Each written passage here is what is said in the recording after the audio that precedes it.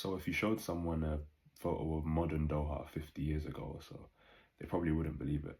Skyscrapers, mega projects, world-class stadiums, a global airline, one of the richest countries on earth.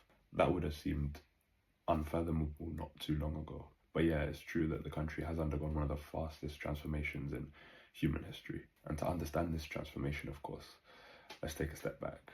So for centuries, Qatar was merely a small peninsula in the Arabian Gulf. Life revolved around fishing, trading, pearl diving, small coastal communities having to survive in a harsh environment. It wasn't poor by regional standards, let's say, but far from the global superpower that we see today. But obviously, as oil was discovered and vast reserves of natural gas were discovered too, everything changed.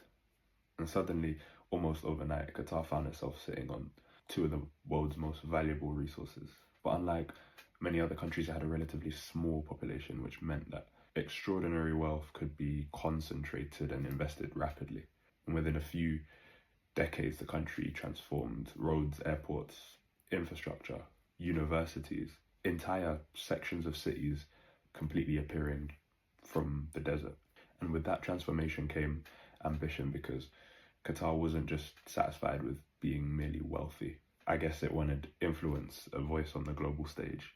Airlines sponsoring major clubs, ownership of football teams, hosting international events, and ultimately the World Cup itself, the first ever held in the Arab world, the 2022 World Cup. And that was a tournament that really placed Qatar at the center of global attention. Of course, modern Qatar does tell a different story, given that the vast majority of people were born elsewhere. Workers, professionals, and families arriving from South Asia, Southeast Asia, North Africa, elsewhere in the Middle East, Europe, and beyond, creating one of the most international societies on earth. Walk through Doha and you'll hear dozens of languages and meet people from any and every continent. A country whose rapid rise was built through resources and migration, and football reflects that reality as well. And that's even reflected in their national team too. I mean, all it takes is one look at the naturalized Brazilians that they've got in their squad to know that this is a real aspect of Qatari culture.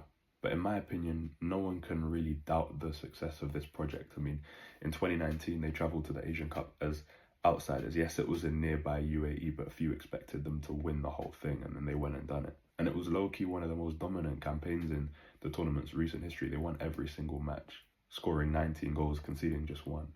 And they beat the great Japan team in the final as well to become Asian champions for the first time.